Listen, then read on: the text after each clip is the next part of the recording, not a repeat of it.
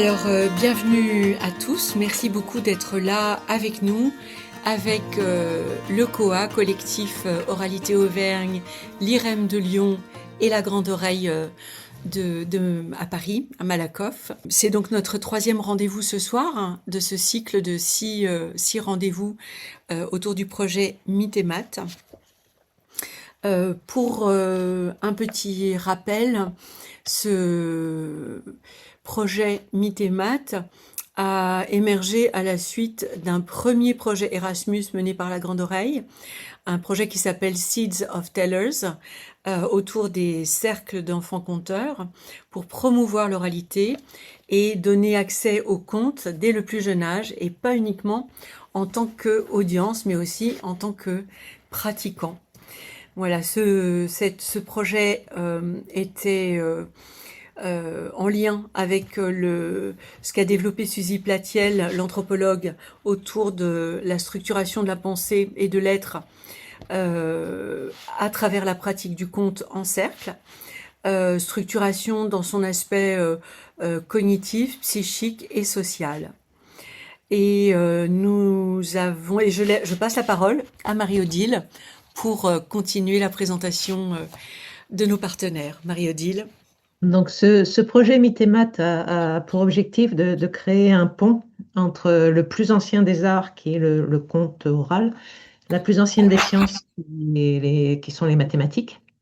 Et qui participe à ce projet? Au départ, il y a la Grande Oreille, qui est la porteuse du projet, avec Nicolas Médélec, qui a lancé le projet précédent de Seed of Tellers et celui-ci.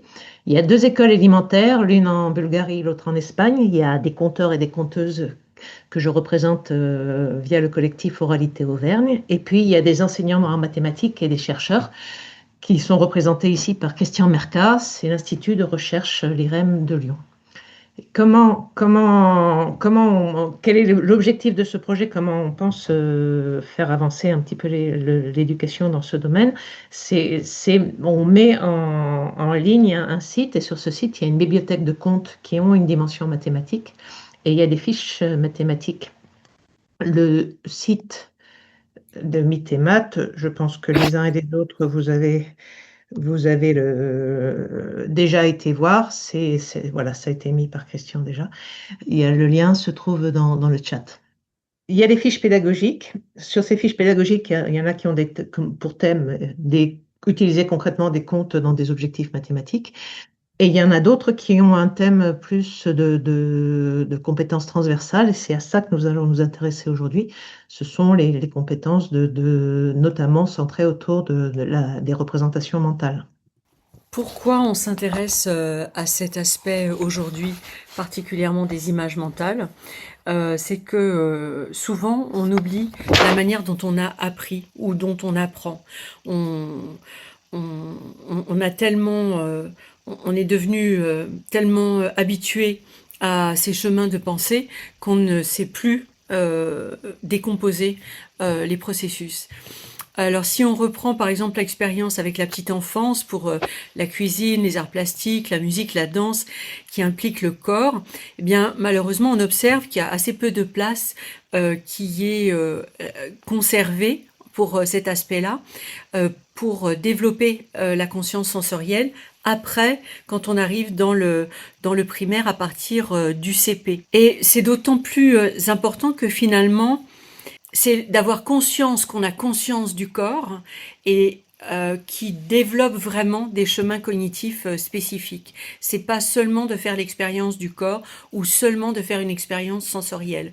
Par exemple, pour le gâteau au chocolat, souvent, on s'entraîne à reconnaître les mots de la recette, mettre dans l'ordre les actions, différencier, identifier les ustensiles, et la même chose pour les ingrédients, mais on oublie d'évoquer, de nommer le parfum du chocolat, la sensation des mains dans la farine, le gras de l'huile, le gluant, les sensations frais, chaud, agréables, collants, désagréables.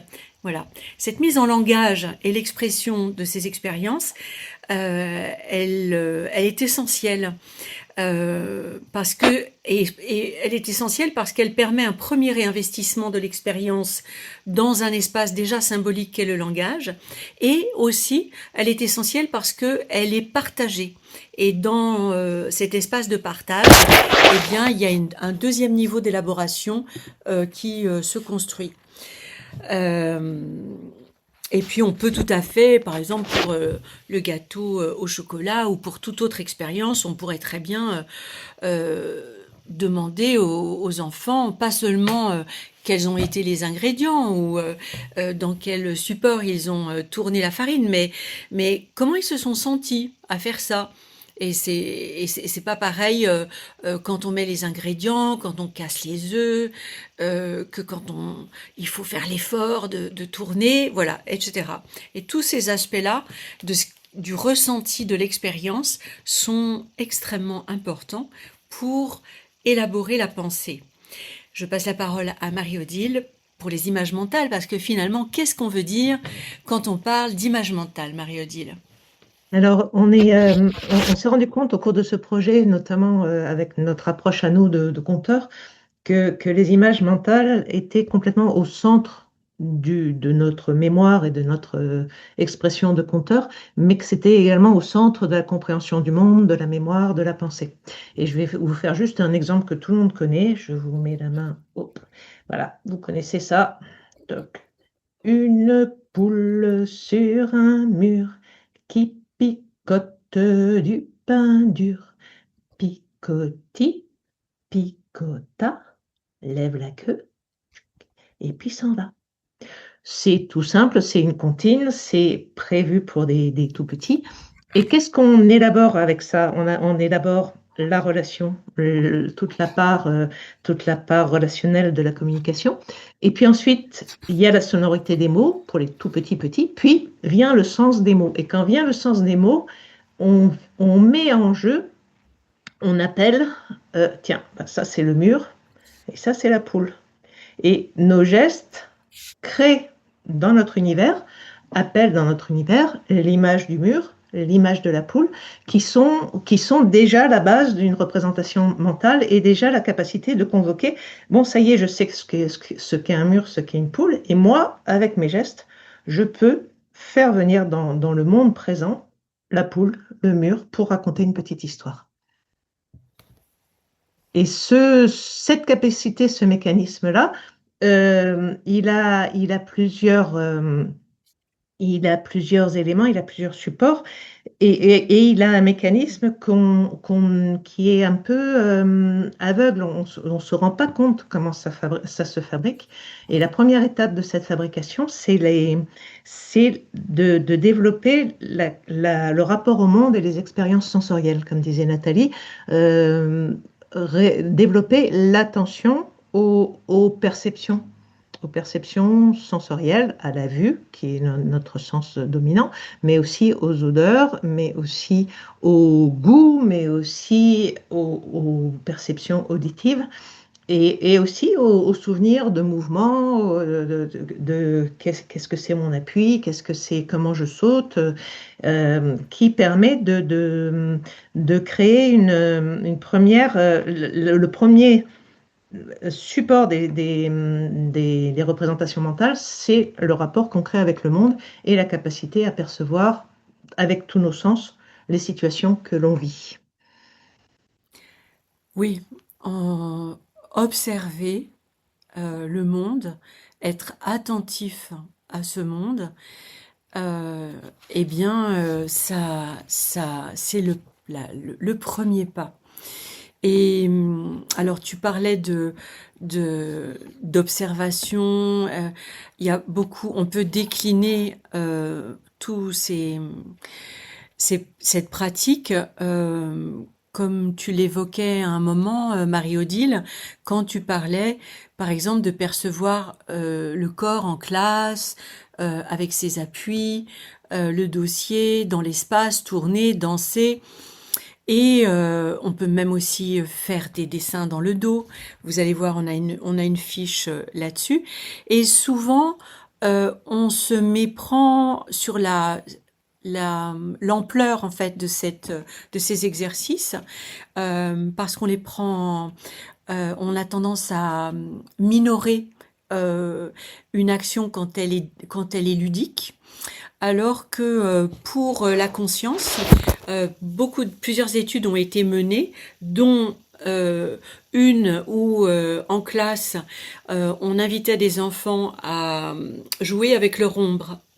Et le fait de s'observer, d'observer leur propre ombre portée, euh, euh, en fait, ils devenaient beaucoup plus conscients d'eux-mêmes, beaucoup plus conscients de leur corps, plus conscients de l'espace, et ça avait un effet extrêmement constructif et sur l'attention en classe et sur leur conscience corporelle.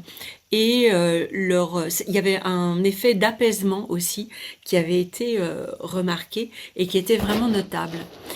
Euh, alors, dans l'observation, on peut être sur une observation stricte, directe, mais aussi on peut parfois, une fois que on a regardé son environnement avec acuité, eh bien, on peut au contraire défocaliser et se mettre à chercher dans l'environnement eh bien, des figures, des visages, des formes qui nous rappellent d'autres personnages, autre chose que ce que l'on voit directement. Par exemple, dans les nuages, cet entraînement à rechercher, je ne sais pas, des dragons, des oiseaux, des silhouettes humaines, ou encore un sourire dans un tronc d'arbre, ou parfois dans la façon dont un pull est plié, déposé sur une chaise.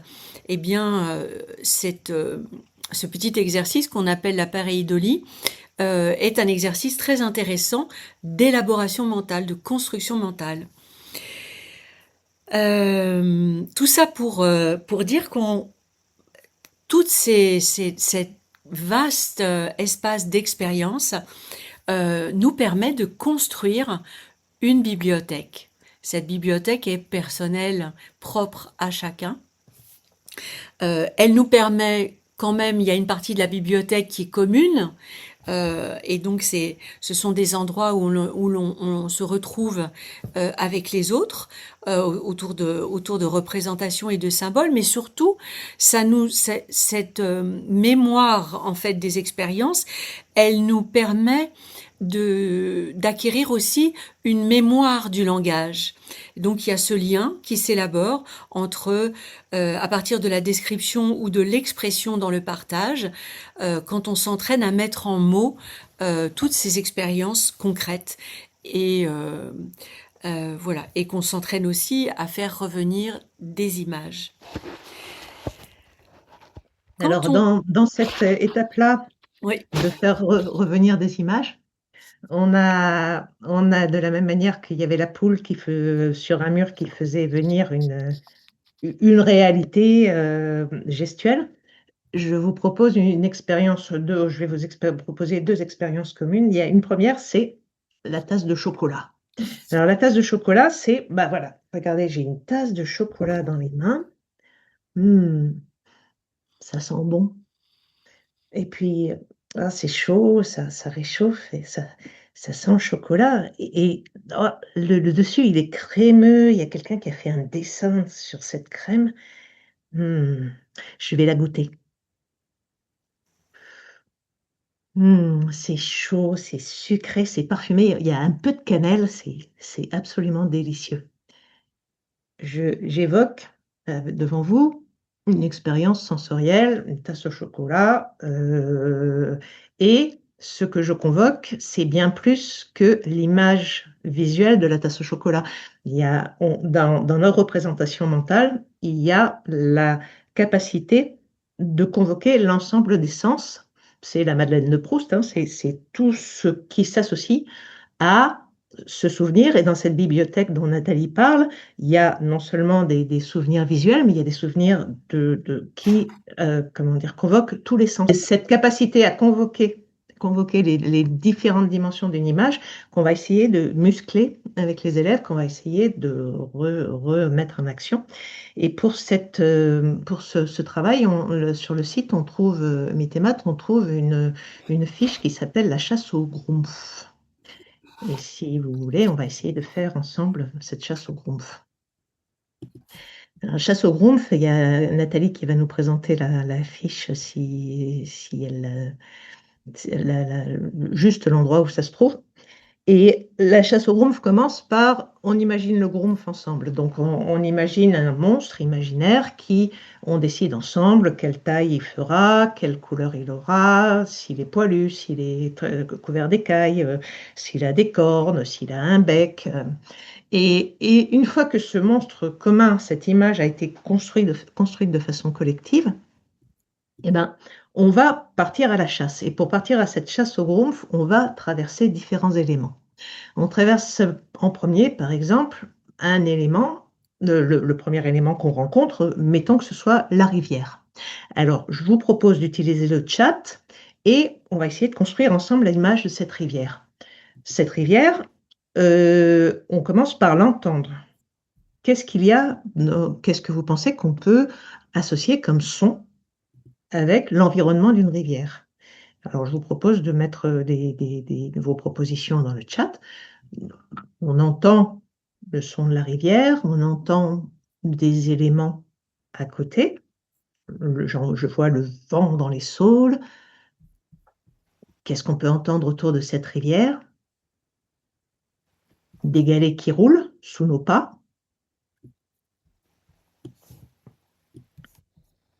On entend la rivière et puis autour de cette rivière, il y a des odeurs. Tiens, on a marché sur une petite herbe. Oh, il y a un héron qu'on a dérangé et qui s'est envolé. Il y a les ailes des oiseaux, il y a le clapotis, il y a de l'eau qui chute de roche en roche. Et au niveau du pied, il fait un peu froid. Alain, il a déjà mis les pieds dans l'eau. Il y a un oiseau qui chante.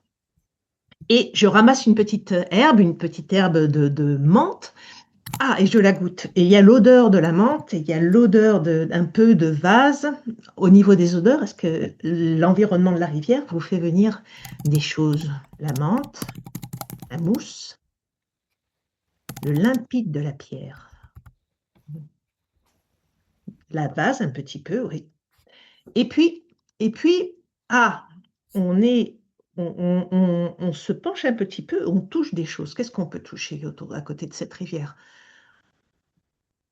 Ah bah, le pied, il s'est enlisé. Alors là, on a des participants qui ont déjà entrepris de traverser la rivière. Donc, il y a de la mousse. Allez, on y va. On traverse la rivière. Cette rivière, il y a des cailloux. Il y a des cailloux. Et ah, on saute d'un caillou à l'autre. Et sur les cailloux, il y a un petit peu d'algues. Puis, il y a des gouttelettes, il y a des éclaboussures. On sent la terre humide. Ça y est, je saute sur le premier caillou. Oula, c'est bosselé, ça glisse. Il y a des moules coupantes qui me blessent les pieds. Là, donc, on est dans une rivière qui est au bord de la mer, j'imagine. Et puis, on saute sur le deuxième caillou. Le deuxième caillou, il est un peu plus petit, il bouge un peu. Alors là, on a besoin d'équilibre. Donc, il y a des moules d'eau douce, je suis en train de l'apprendre. Oh, dites donc, on s'arrête un instant parce que là, c'est quelque chose de rare. Il y a une écrevisse, on a du mal à prendre son équilibre parce que ça glisse un peu. Allez, on saute sur le troisième caillou. Hop, troisième caillou, ça va. Celui-là, il est sec, il est plat. On fait un dernier saut. On arrive de l'autre côté et les enfants, les uns après les autres, traversent cette rivière. Et voilà. Et il fallait que ça arrive. Il y a quelqu'un qui est tombé dans l'eau. Cette eau, elle est comment du coup? Qu'est-ce que vous aviez comme chaussures? Est-ce qu'on avait enlevé les chaussures? Oh, elle est froide. Ah bah tiens, il y a un caca de mouette. Décidé, ouais. Il y a un caca de mouette. Et on se retourne et on regarde les autres qui passent. Et on regarde dans cette expérience commune qu'on mène avec les enfants dans une classe, les enfants traversent les uns après les autres cette rivière. Quand on met les doigts deux pieds dans l'eau, ça picote les orteils. L'eau, elle est un peu verte, tiens, dans cette rivière-là. Et peu à peu, dans la première séance, c'est l'animateur qui évoque la rivière. on repropose, et puis on va d'un environnement à l'autre, on traverse une prairie, on traverse la boue, on traverse la forêt, on arrive à une grotte, et dans cette grotte, on rencontrera le Grumpf, et on retournera dans les différents éléments en courant. Et la première fois, c'est l'animateur qui évoque tous ces éléments, et puis, en reprenant cette expérience commune, en remettant la classe en mouvement sur ces différents environnements, eh ben, on peut peu à peu convoquer, comme je l'ai fait avec vous, tiens, ben, dis-moi qu'est-ce qu'on entend, dis-moi qu'est-ce que tu vois, tiens, il y a une écrevisse, tiens, et peu à peu, les enfants construisent ensemble cette image de rivière et en font vivre toutes les dimensions.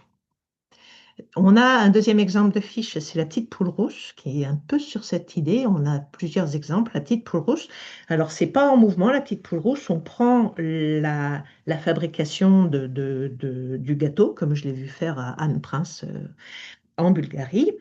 Ce gâteau, ben, on le fabrique ensemble, on verse la farine. Et puis comment ça fait quand on verse la farine? On casse les œufs. Tiens, comment on fait pour casser les œufs? On reproduit les gestes, on convoque les perceptions que ça fait. Et ça permet de reconstruire ensemble cette image d'expérience commune. Souvent dans les classes, on fait des gâteaux. Et ben, tiens, on a ce répertoire de toutes ces expériences de toucher et d'odeur. Et ben, on l'invite ensemble pour fabriquer ce gâteau. Puis ce gâteau cuit, ça sent le chocolat ou ça sent les odeurs de ce qu'on a mis dans le gâteau. Et ça, c'est une autre manière d'inviter comment dire, de créer ensemble une image riche de toutes les perceptions sensorielles pour évoquer une situation. Merci beaucoup, Marie-Odile. Moi, je serais bien restée à faire le gâteau au chocolat avec la petite poule rousse, surtout pour le manger. Le réinvestir. Alors, ce qui est important, c'est qu'une fois que ces expériences sont faites, eh bien, je reviens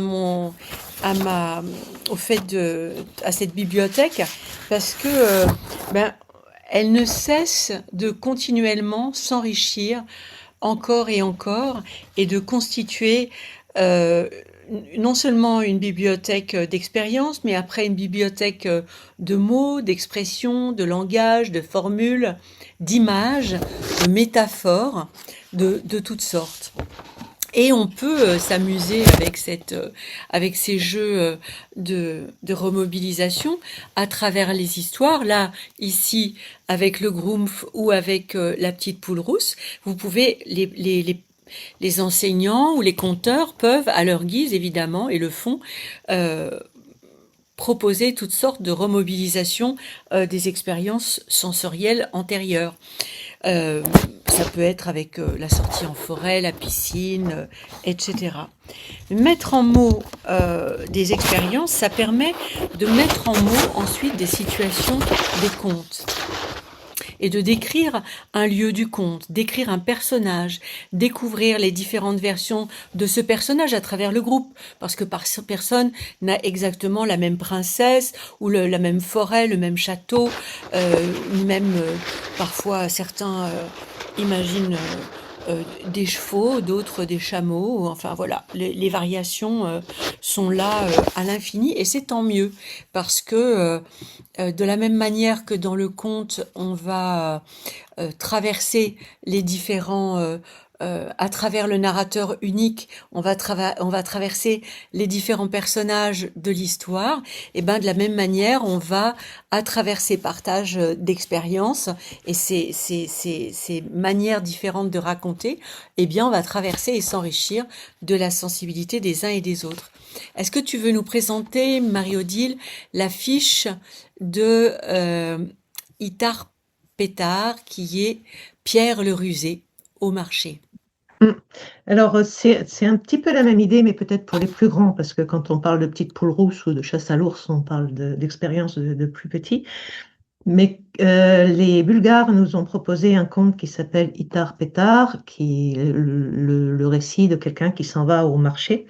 Et leur proposition, c'est de raconter ce récit pour aller au marché. Et de la même manière qu'on le fait avec la petite poule rousse par les gestes, juste de proposer au fur et à mesure du récit, ben voilà, il marche sur le chemin, mais comment est-ce qu'il est ce chemin? Et puis d'ailleurs, il y a des arbres autour, comment sont ces arbres? Pas forcément en faisant débat sur chaque étape de ce récit, mais simplement en invitant les enfants à s'arrêter sur ces questions et à dire, ah ben oui, tiens, au fait, il marche sur un chemin, il est comment ce chemin, ce sont comment les arbres, ils arrivent dans le village, qu'est-ce qu'il y a dans le marché, qu'est-ce qu'on voit comme fruits, et il y a toute cette évocation mentale d'un environnement familier qui est le marché, qui est un chemin, et qui se construit, qui s'enrichit ensemble, comme on l'a fait pour la rivière, juste sans forcément se mettre en action pour le coup dans une salle, dans une salle. Il y a une autre version, c'est le jardin imaginaire. De la même manière, on se promène dans un espace et puis on essaye d'évoquer toutes les paramètres sensoriels qui sont mis en jeu dans ce jardin. Il y a le jeu des statues qui, lui, fait venir, met en mouvement les enfants et évoque par exemple la situation d'attendre un bus à un arrêt de bus, et puis comment on est ennuyé, ce bus il met longtemps à venir, puis quand le bus arrive, eh ben, il s'arrête pas. Alors c'est faire venir les ressentis des différents moments de ce petit récit. Donc là, on a l'étape donc perception sensorielle de l'environnement. Il y a l'étape enrichissement de l'évocation collective de cet environnement. Et puis ensuite, une autre expérience que je vous propose, c'est de construire ensemble une image mentale à partir d'un énoncé de devinette. Il y a peut-être des compteurs dans cette assemblée, donc peut-être que on a des gens qui sont très forts en devinette. On vous propose, si vous avez une réponse ou si vous avez une idée, de mettre dans le chat, non pas la réponse ou l'idée, mais de mettre dans le chat un indice qui aidera les autres à trouver la réponse. L'objectif, c'est, les devinettes ont toujours un langage un petit peu à double sens. La première, c'est fabriqué pour que la première image qu'on crée, elle soit un peu à côté de la plaque. On est obligé de décaler son regard pour trouver la réponse. On va essayer de vivre ça. Alors, ma devinette, c'est: on y rentre par la porte, on en sort par la fenêtre et aussi par les cheminées, et pourtant, on reste à l'intérieur. On y rentre, je vous la mets dans le chat, on y rentre par la porte, on en sort par, La par fenêtre.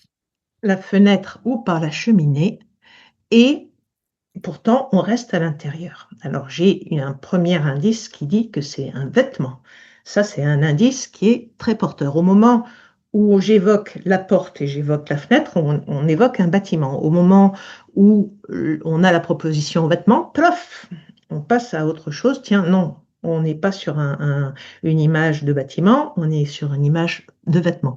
Donc, je rentre par la porte d'un vêtement, j'en sors par la fenêtre, la cheminée, et je reste à l'intérieur, c'est un pull. Alors, je fais remarquer à Caroline que pull est une réponse et non pas un indice. À ce stade-là, vous aviez sans doute peut-être tous trouvé.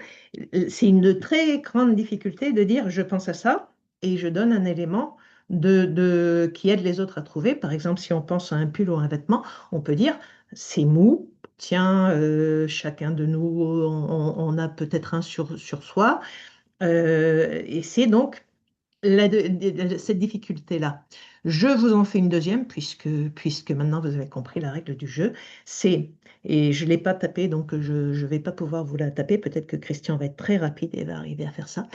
Je suis vivant sans souffle, froid comme la mort. Je porte une armure qui ne cliquette pas. Vivant sans souffle, froid comme la mort, je porte une armure qui ne cliquette pas. Je vous propose de mettre soit des questions, soit des petits éléments qui aident à trouver cette devinette, où vous pouvez demander Voilà. Vivant sans souffle, froid comme la mort, je porte une armure qui ne cliquette pas. L'armure fait penser à un guerrier, un chevalier.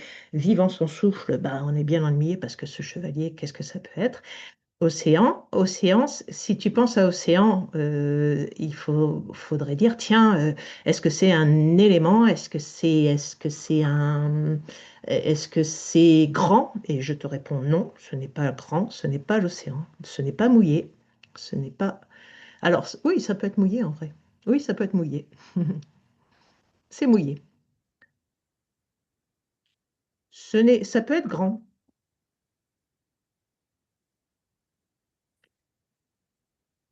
Ce n'est pas fluide.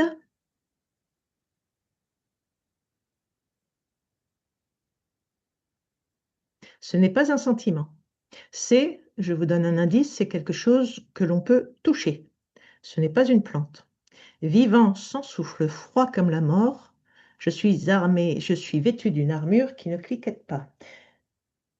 Ce n'est pas forcément lourd, c'est pas spécifiquement lourd, ce n'est pas très dur.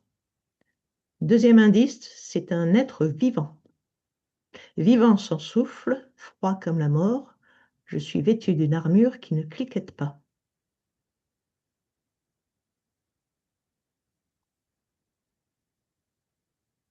J'ajoute un indice, c'est un animal.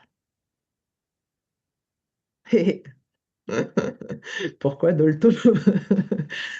Il a des écailles, il n'a pas de bras, ce n'est pas un crustacé. Oui, ça se mange.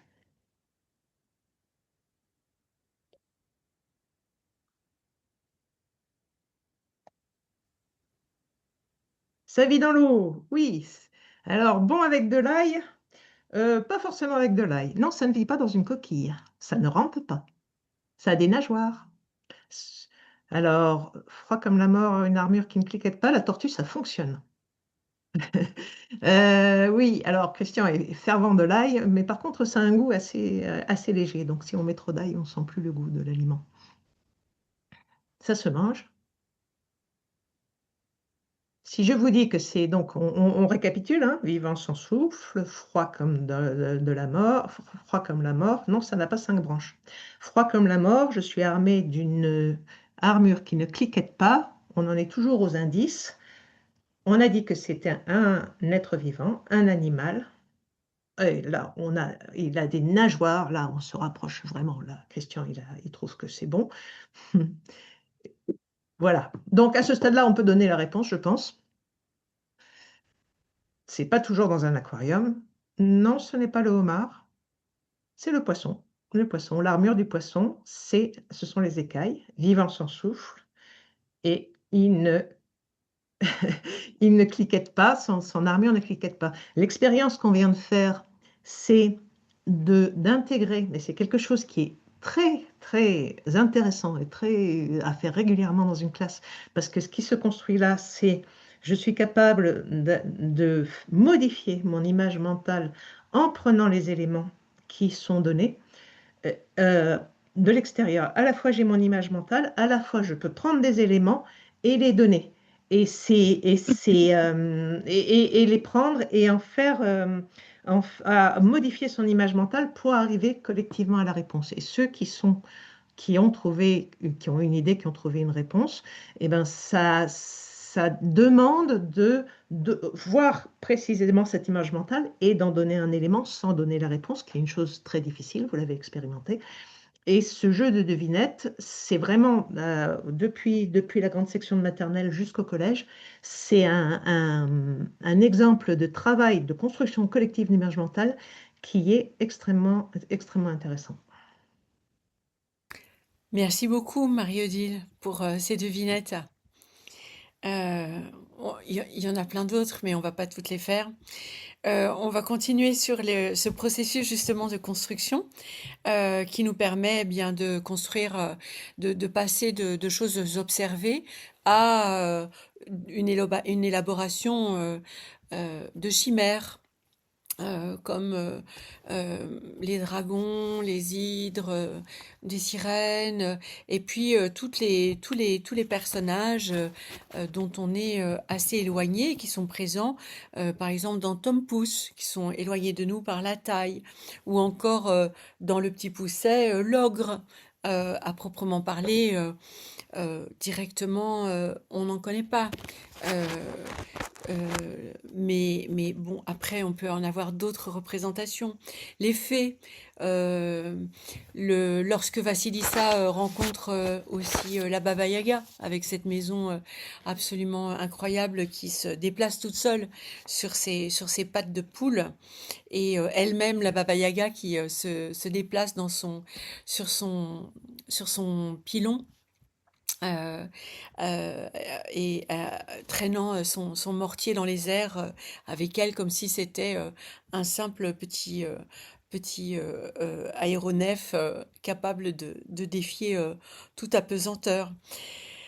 Donc tout ça, ce sont des exercices. Alors j'allais vous proposer une pratique qui est par exemple d'imaginer que vous êtes Tom Pouce dans une trousse, mais il est déjà 20h41 et j'aimerais qu'on avance dans notre programme. Vous voyez maintenant où on veut en venir sur ce petit muscle de l'imaginaire et des représentations mentales que l'on entraîne. Parce que bah, si on peut faire Tom Pouce dans la trousse, on peut imaginer ce que Gulliver voit de sa hauteur d'un village ou d'une forêt, ou si on est un aigle et qu'on regarde en bas, etc. Et je reviens vers toi, Marie-Odile, parce que tu as une proposition vraiment très amusante par rapport à une autre forme d'image mentale qui permet de mémoriser un chemin narratif d'une histoire. Est-ce que tu veux bien nous inviter dans cet espace? Oui, donc on a bien vu comment créer les images mentales, on a bien vu comment les convoquer, les remanier, les faire bouger. Un autre aspect des images mentales, qui est vraiment notre outil à nous, les conteurs, un outil de mémorisation. Et cet outil de mémorisation, ça crée c'est prendre appui sur un chemin narratif créé en images par nous et s'en servir pour raconter. La petite poésie que je vais vous présenter là, peut-être que vous la connaissez, c'est dans la ville de Paris, il y a une rue. Je vous la raconte une fois et puis je vous dis la suite. Dans la ville de Paris, il y a une rue. Dans cette rue, il y a une maison. Dans cette maison, il y a un escalier. En haut de l'escalier, il y a un couloir. Au fond de ce couloir, il y a une porte. Derrière cette porte, il y a une chambre. Dans cette chambre, il y a une table. Sur cette table, il y a une cage. Dans cette cage, il y a un oiseau. L'oiseau renverse la cage. La cage renverse la table. La table renverse la chambre. La chambre renverse le couloir. Le couloir renverse l'escalier. L'escalier renverse la maison. La maison renverse la rue. La rue renverse la ville de Paris. Ça paraît, on se dit, ouh là là, jamais de la vie je peux raconter ça. Je vous propose, comment on pourrait faire? On pourrait peut-être vous proposer d'ouvrir vos micros, de lever la main et de dire la phrase d'après. C'est-à-dire, moi je commence, je dis, dans la ville de Paris, il y a une rue. Est-ce que quelqu'un veut dire le morceau qui suit? Dans la rue, il y a une maison. Est-ce que quelqu'un veut dire la suite? Dans la maison, il y a un escalier. La suite? En haut de l'escalier, il y a un couloir. Au bout du couloir, il y a une chambre.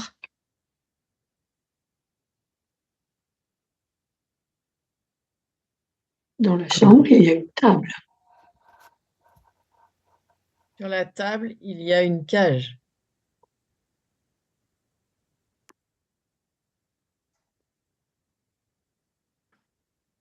Dans la cage, il y a un oiseau.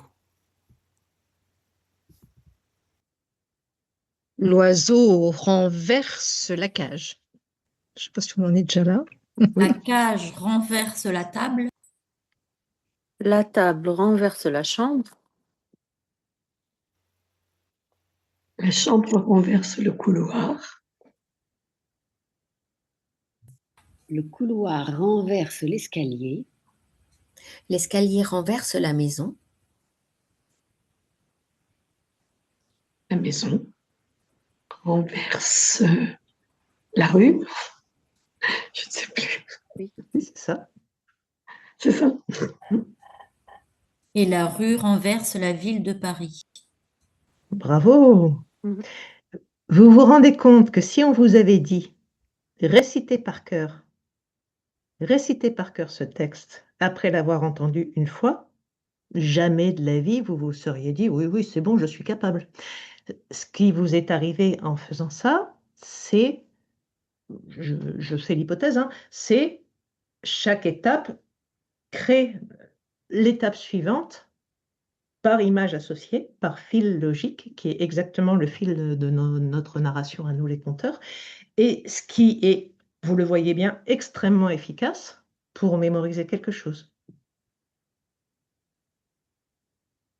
Donc les images mentales sont à la fois, on peut les intégrer, on peut les convoquer, et ce sont un appui extrêmement efficace de mémorisation. D'ailleurs, il y avait il y a des techniques de mémorisation qui permettent, qui fonctionnent sur, ben voilà, vous avez plusieurs choses à vous souvenir, vous mettez telle chose dans telle pièce de votre maison ou dans tel tiroir de votre commode, et ces images mentales vous aident à vous souvenir. Et c'est très important de faire prendre conscience aux enfants que ce support-là, en vrai, il y a des enfants qui imaginent qu'ils n'arriveront jamais à se rappeler quoi que ce soit, et en vrai, en s'appuyant sur les images mentales, on se souvient très facilement de beaucoup de choses. Et en plus du processus de mémorisation, on arrive à des chemins comme, eh bien, si je dis que l'oiseau renverse la ville de Paris, dans ce cas, c'est vrai.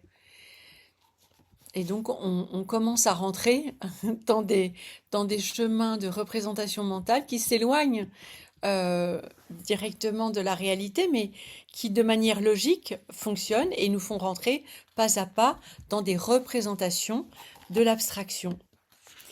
Dans ces histoires, évidemment, vous avez remarqué, je vous ai emmené sur le côté des contes de randonnée, et donc il y a la moufle, la cacahuète, le bonhomme de pain d'épices, le géant, etc. Et vous pouvez en retrouver beaucoup d'autres sur le site Mythes et Maths. Donc, pourquoi des jeux de représentation mentale? Ben, pour imaginer, réfléchir, partager, communiquer, élaborer, inventer, déconstruire. L'image mentale, finalement, c'est la clé à molette des opérations cognitives. Dans le conte, vous le savez, on est constamment en train d'utiliser cet outil. Et les représentations mentales nous permettent de comprendre, de mémoriser, de réfléchir, d'inventer. Et donc c'est en partant de ces observations que des pédagogues se sont rendus compte que les contes étaient un fabuleux appui pour l'apprentissage des mathématiques parce qu'ils préparent l'esprit à des opérations qui vont être nécessaires dans les mathématiques. Ça peut être des opérations simples au départ, enfin qui peuvent paraître simples, comme le calcul, l'identification des chiffres, mais il faut bien savoir observer. Il faut bien aussi savoir manipuler. Ça peut être des opérations parfois un peu plus élaborées, comme par exemple lorsqu'on rentre dans les dizaines, souvent on fait des barres avec des groupes de 10 cubes, et puis les enfants au début ils manipulent, et c'est normal, c'est leur chemin d'apprentissage commence par le corps, et puis au fur et à mesure qu'ils deviennent plus confiants dans leur capacité à, à s'appuyer sur ces représentations mentales et qu'ils les mémorisent, eh bien, ils vont pouvoir quitter plus facilement cette opération de comptage manuel qui est plus coûteuse en temps et en énergie pour faire confiance à une représentation visuelle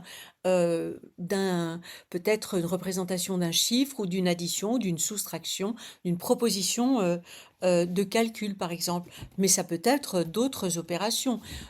Dans le site, il y a des fiches mathématiques et au mois de février, Nicolas Nedelec et Laurent Chenoux, puis Christian Merca et Alain Carpati au mois d'avril reviendront sur ces aspects plus spécifiques des fiches mathématiques.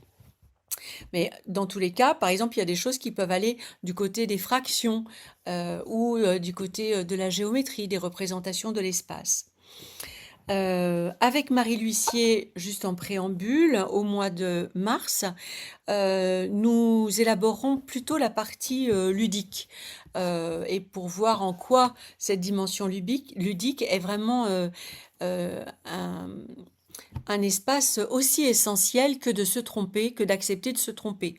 Parce que si tous les joueurs ne font pas des mathématiciens, tous les mathématiciens aiment jouer et acceptent de se tromper. Voilà. Peut-être que maintenant, on peut passer à la partie questions, s'il y en a. Pour terminer, je voudrais juste souligner que tous ces gestes mentaux que nous avons détaillés avec Marie-Odile sont des gestes qui construisent l'attention, la mémorisation, la compréhension, la réflexion, l'imagination, gestes qui sont développés dans les écrits de Antoine de la Garandrie, mais aussi par d'autres approches. Germaine Tortel en parle amplement, Freinet aussi, voilà. Il y a beaucoup de pédagogues qui ont développé ces différents aspects, enfin les bénéfices transversaux de ces gestes mentaux. Voilà. Je vous laisse poser vos questions à travers le chat. Je vous remercie beaucoup. Est-ce que tu veux rajouter quelque chose avant que l'on passe aux questions, Marie-Odile? Ah ben c'est vraiment une découverte pour moi que j'ai faite dans ce projet. C'était que rien, aucune appréhension du monde, aucune manière de s'approprier une situation, de réfléchir, d'imaginer, ne peut se faire sans la création d'images mentales. Et donc que c'est vraiment le nœud de tout notre contact au monde et de tous nos apprentissages. Et c'est effectivement, c'est un support de langage, c'est un support d'imagination, c'est un support d'apprentissage dans tous les domaines, et c'est un support de raisonnement, de construction mathématique. Et pour moi, ça a été, c'était quelque chose comme on le fait sans le savoir. Et de s'apercevoir, d'essayer d'un peu de décortiquer les mécanismes de cette construction mentale, ben, ça a été pour moi une grande découverte et ça m'a beaucoup, beaucoup intéressée.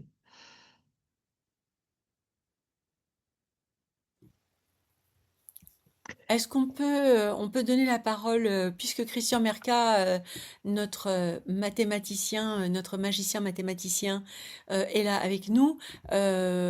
Christian, ce serait chouette ce que tu as mis dans le chat, que tu nous le repartages, s'il te plaît. Oui, j'ai juste mis de ce que j'avais compris des notes, quoi. Voilà, de ce que vous disiez. C'est tout, hein.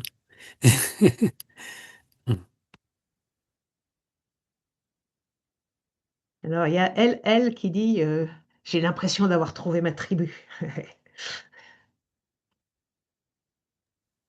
Ah oui, c'est moi, c'est Léa.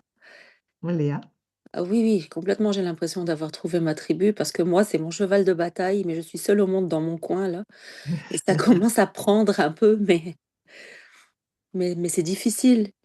Et en même temps, là, quand tu dis, Christian, on le fait de manière inconsciente sans l'expliciter, ben, chez Antoine de la Garandrie, justement, c'est tout le processus l'explicitation de ces images-là.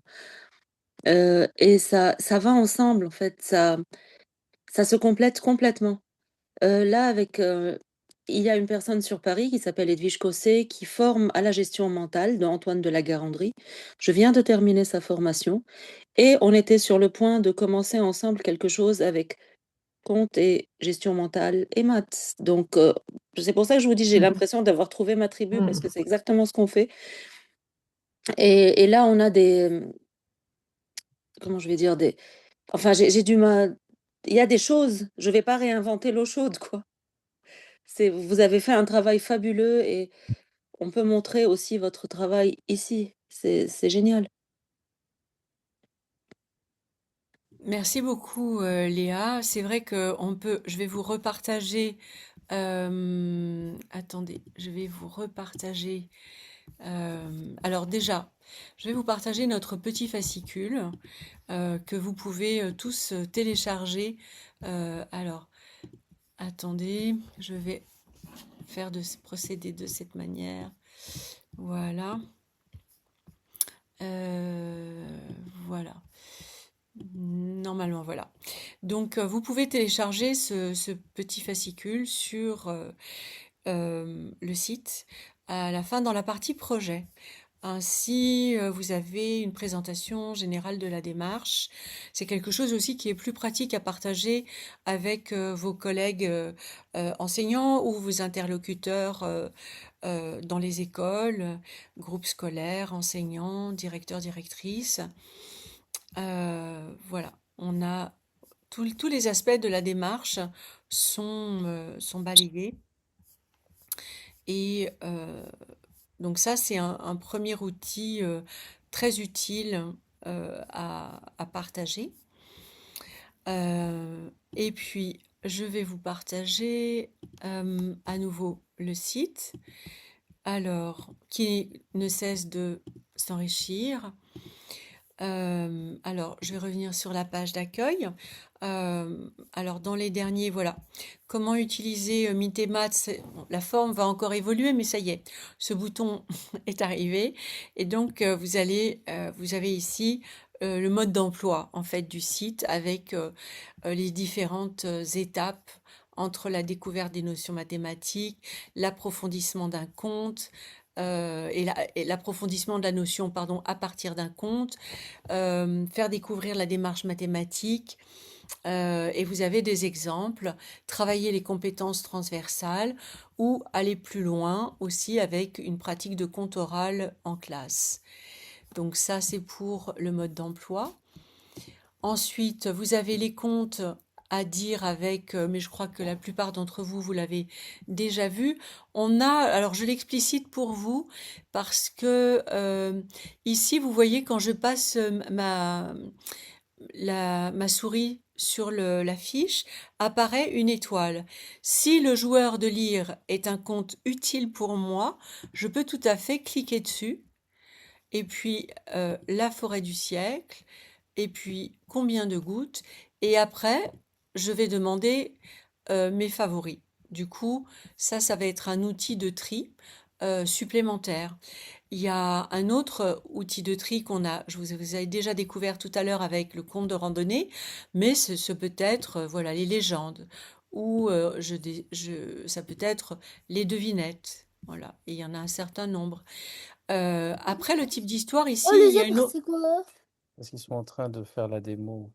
une autre Quoi, icône le qui zèbre? va arriver, qui sera celle d'une vidéo, parce que on a un certain nombre d'histoires enregistrées, mises à disposition, donc qui peuvent être réutilisées tout à fait dans un contexte de classe. Et il y a en particulier aussi 3 vidéos qui ont été réalisées par l'équipe de l'IREM, Christian Merca et Laurent Chenoux, qui permettent de rentrer dans la résolution d'un récit qui implique une étape d'une résolution mathématique. Voilà, donc on a plusieurs catégories de vidéos. Ici, vous avez par les notions mathématiques, donc on peut être sur les nombres, et donc seulement les nombres vont apparaître, ou encore sur l'optimisation. Alors, je décoche, voilà, je décoche les devinettes. Et là, du coup, j'en ai deux qui sortent. Je peux être sur le temps. Voilà. Et il y a tous ces récits qui travaillent avec le temps, les angles. Voilà, vous avez ces récits-là, etc. Ensuite, évidemment, il y a les tranches d'âge. Certains récits, certaines histoires, vous voyez comme l'ombre de Gérexetti, elle fait 10, 12 et 13 et plus. Certaines font 7, 9. Voilà, ici, on a 3 tranches d'âge. On a préféré conserver, parce qu'il y a des histoires qui peuvent même occuper jusqu'au niveau du lycée et de l'université. Mais en réalité, évidemment, on est resté dans les tranches d'âge qui concernent le projet directement, mais ça nous permet, un enseignant en maternelle, voilà, il peut sélectionner direct, il va tout de suite aller vers les histoires qui l'intéressent et il va avoir toute une sélection. Donc ça, c'est pour les tranches d'âge. Pour la démarche mathématique, on peut être sur des récits qui vont encourager la collaboration ou la pensée créative. Voilà, ou la gestion de l'erreur. Alors, tiens, ah, c'est parce que je suis restée, voilà, en gestion de l'erreur. Il va y en avoir beaucoup plus que ça. Voilà, donc je décoche. Et puis ensuite, on est sur les compétences transversales. Et alors, je vais prendre par exemple planifier. Voilà. Donc, du coup,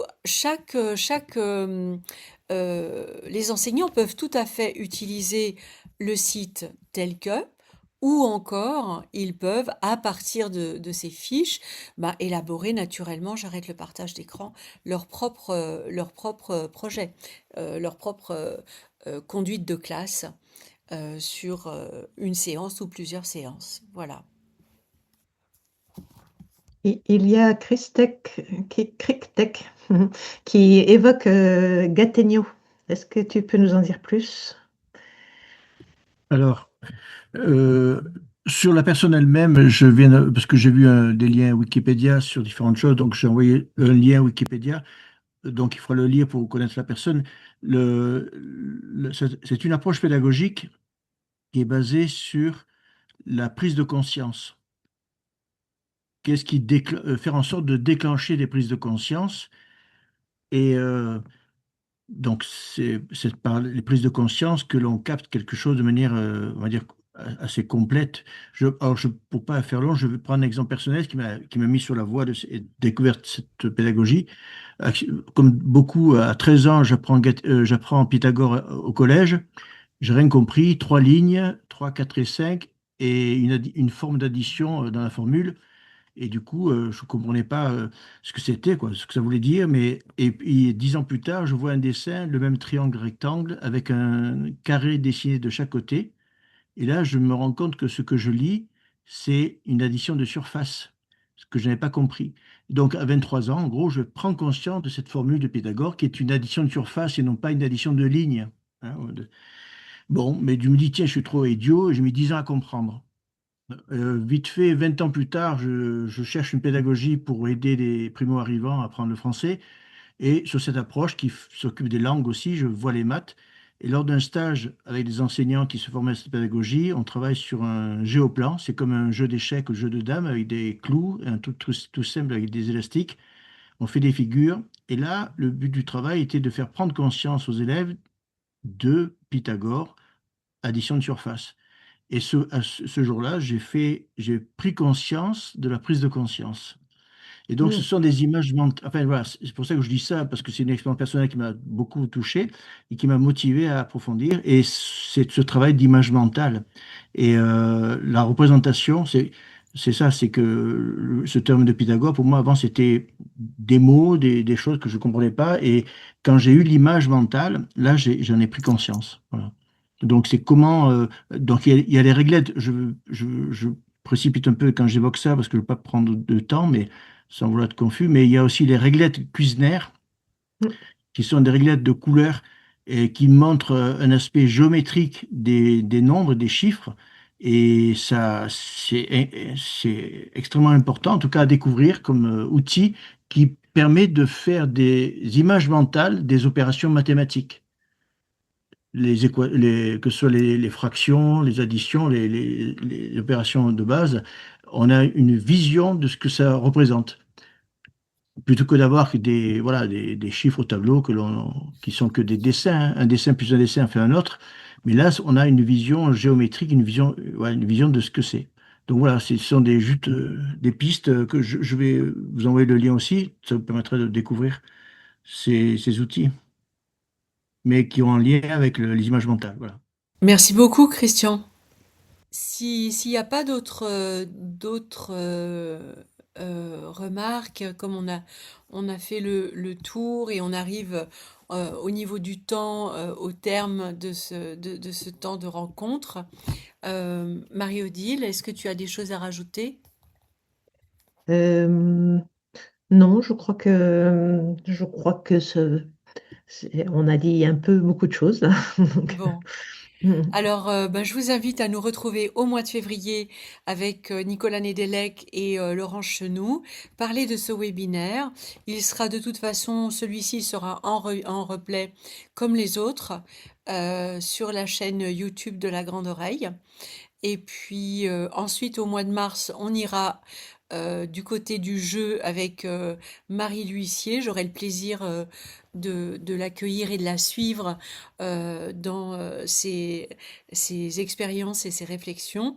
Et on terminera ce cycle au mois d'avril avec Christian Mercat et Alain Carpati. Voilà. Passez il y d'excellentes a, fêtes de fin d'année. il y a Caroline qui demande de remettre les dates des webinaires prochains de février et de Alors, mars. toutes les dates sont sur le Facebook de La Grande Oreille et sur le Facebook Mythe et Maths.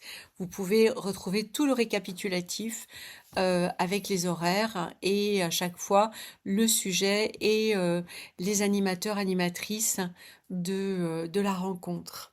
Donc, je vous invite à visiter notre Facebook Mythe et Maths ou sur le Facebook de La Grande Oreille.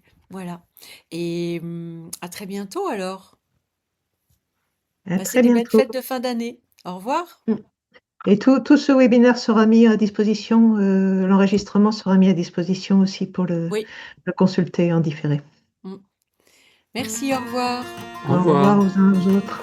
Merci Bonne Noël, Christian, bonne merci fête de fin Marie-Odile, d'année. merci à vous tous d'être Merci, là. bonne fête.